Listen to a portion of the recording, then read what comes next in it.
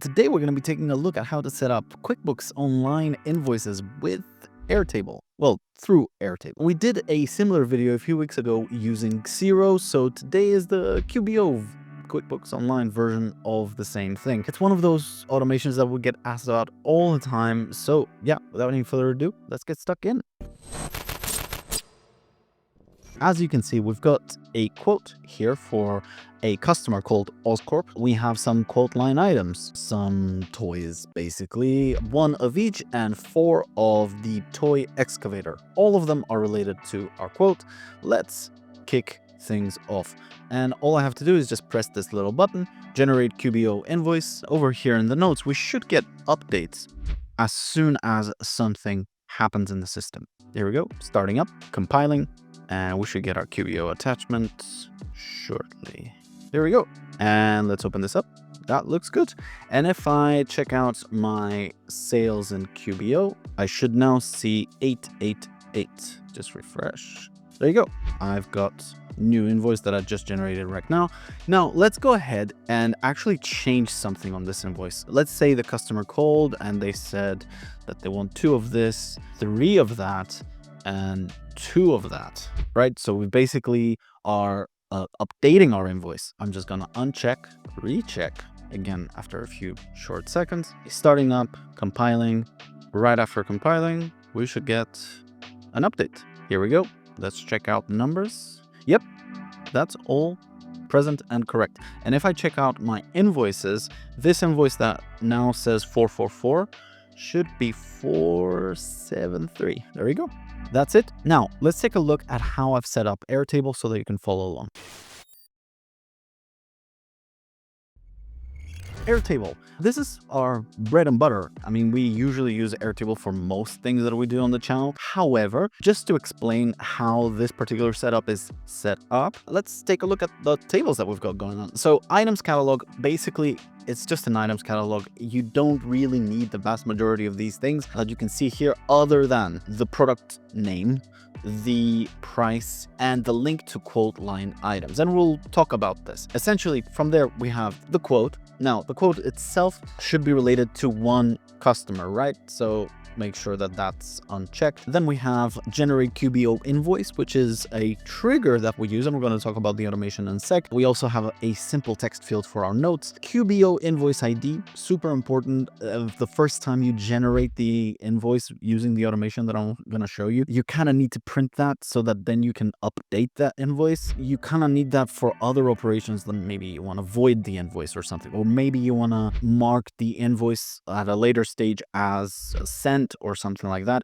You need to print the QBO invoice ID back into Airtable, whether you like it or not. Then we have the QBO attachment, which is the place where we store our file, our PDF file, and we also have a link to our quote line items. Of course, we allow linking to multiple records. Quote line items, again, super straightforward. I'm just bringing in the item, looking up the product ID, essentially product name, the SKU, the product type, the price from the item, and I'm also, obviously, there's a backward link between the quotes master record, so to speak. And we also have our quantity. Leftmost field is just a concatenation of the item name and the quantity. You can do whatever you want in there. Doesn't really matter too much. Customers. This is an interesting one because here we also need a QBO record ID. And maybe it's a little bit misleading that I have number 2 here and the quote also has a QBO invoice ID of 2. That's just coincidence. However, part of this process of the one that I'm going to show you, especially in the automation section, requires us to know what the QBO record ID for the client is. But that's kind of almost like a separate video because it's a chicken egg situation. Do I add clients from Airtable and manifest them in QBO, or is it the other way around, or is it both? For now, I've just hard-coded number 2, Oscorp, which is the record ID of my client inside of QBO. It's actually easy to figure out what that ID is. Here I am in customers. If I open up Oscorp, you can see here name ID equals 2. That's the ID of that customer. That's what I'm doing here. The rest of the tables don't really matter. And that's it in terms of the Airtable setup. Now, at this point of the video, I would like to thank absolutely every single one of you who's subscribed to our channel, who's watching us and supporting us. Now, if you haven't done so already, please go ahead and subscribe to the channel. It means a lot to us. Don't forget to ring that bell icon so that you don't miss any future uploads. Back to the video.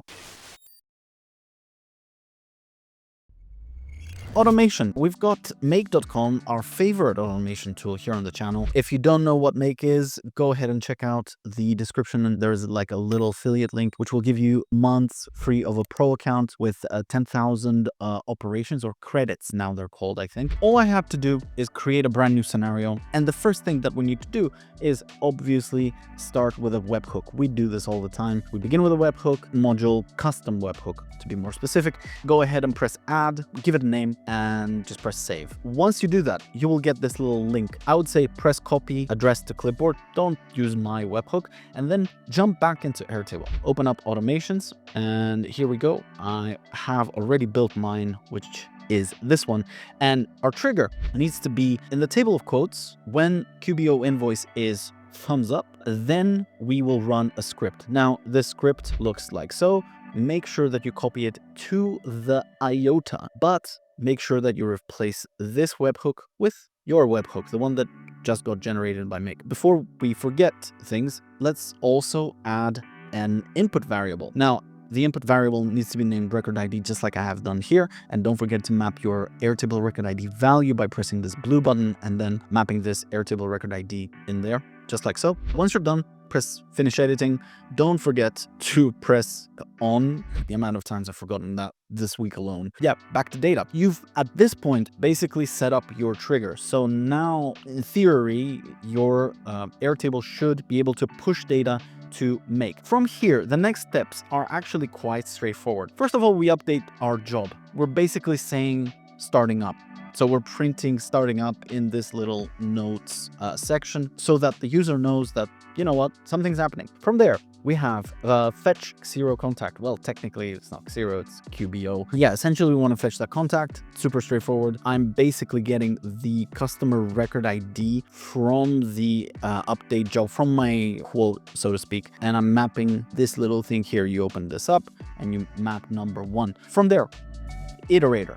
We iterate through the quote line items now from module number 2. Again, in this case, what you're iterating are just record IDs. So from there, we actually need to fetch each individual record ID individually by using a get a record module for Airtable. And we're getting quote line items, and the iterated ID basically hits this module. From there, we just concatenate all of them. We basically compile an array, and we're using array aggregator. However, it's not just like a custom array. We need to use a target structure type of QuickBooks, create an invoice. If you're building this live with me, keep in mind that technically need to have this in front. In other words, you have to have the create an invoice or update an invoice in here already in order for you to see this option, this target structure. Let me just explain what I've mapped here and why. So as soon as you choose the right custom structure, you should choose inventory, non-inventory, or service.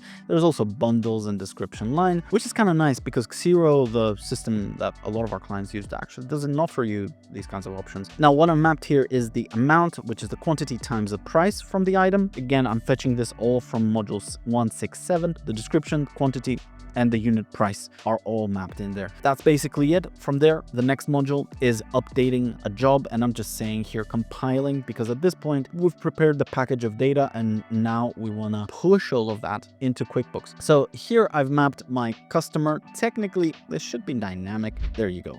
QBO record ID.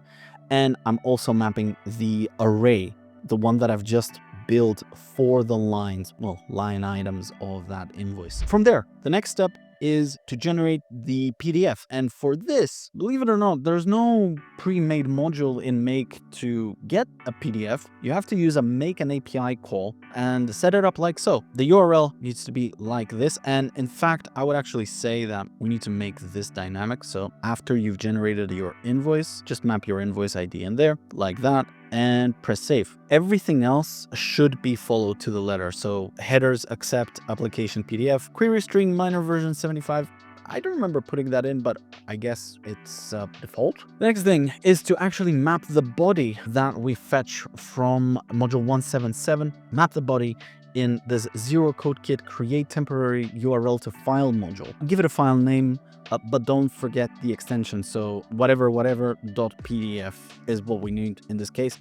From there, update a job and you know what's coming, right? We're basically updating our original quote with the stuff that we just got. We updated with an QBO invoice ID. We add completed to the notes, and the QBO attachment now gets filled in with a temporary file URL from module 19 and also the file name from there. The bottom half of this, and we should have actually talked about the router. So the router acts as a router where you either route in one direction where you need to create an invoice, or in the other direction where we update an invoice. The rule for routing is actually quite simple.